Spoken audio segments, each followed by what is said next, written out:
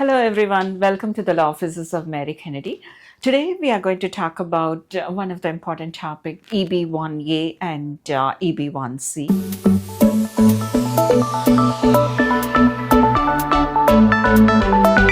EB1A is not for people who already have decided and almost at the time of filing. There are two extremes. One, people are very hesitant whether I will be qualifying myself for a EB1A because it's an extraordinary ability. The term itself, right? When the word itself is for someone, it's a little more intimidating to say that. But however, the others, right? They'll just say, "Do I qualify?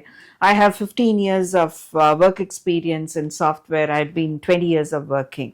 So to differentiate or distinguish that, that's a very, very simple video for people who feel like, do I qualify? So the extraordinary ability, what I say that is, the first you need to consult an attorney. We do a courtesy consultation for you when you send your profile. So the more important criteria, so if you are at a place where you want to be qualified, very simple. You don't have to be a Nobel Prize winner, but however, it matters a lot. Your media, your presentations on your subject, and there are some other criteria like a peer review of the work that has been done in related to your subjects, and you can start small. Presenting or attending the conferences. You don't have to be in a very high level at the time when you start the process. But keep in mind, I keep saying this to every individual, you need to put every efforts. It's all doable, but it might be years, like 2 years, 3 years of consistent work. It can be also considered like as if you're in a part-time place where you have to put substantial effort towards the documentations or whatever it relates to the awards, the peer review, as well as your presentation of work. All those matters for you. Not only the higher compensation is the only criteria, that's one of the criteria. And also I'll say that to people, out of 10 you have to qualify for 3 of them. So focus on like 4 of them, not very 3 might be very minimal.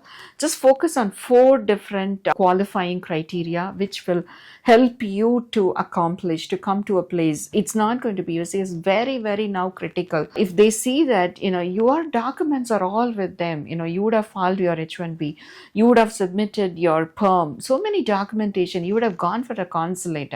So keeping in all in mind, you can't just come up and say that within a 6 months, you qualified into an extraordinary ability criteria. So you need to be very, very diligent about how you come to that place. It's going to be a process.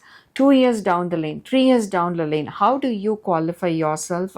That's more important. High compensation is something, if you're in the IT field, I understand you will be qualifying yourself. But what are the other out of 10? 3 of them, how do I present? Because recently we did one for one of our dancers. She has been doing it. That is her passion, and she was doing it, like being on a H4. And, like the dance was her passion. And then, like with that, we were able to get her EB1A without any RFE. That's one of the places where I see unique skill in you, where you will be able to qualify yourself for an EB1A. The priority date of the EB1A, even if you had been having it even as an EB3, and it has a priority date of earlier years, 2015 or 16. Once you do that, you just, that's an amazing benefit out of this, and then you will be able to port it. And coming back to the EB1C, that's the next one, which is a managerial or executive. The more important requirement is you have to be out of country, working in a subsidiary or branch of the same organization. I have seen people right now, when children are aging out, they are taking this step as a primary holder. Even if you are on a H1B, it doesn't limit you not to qualify. You can go out of country, work in the subsidiary, and there are so many companies which have their branches in Canada, which is very similar to the environment of the US.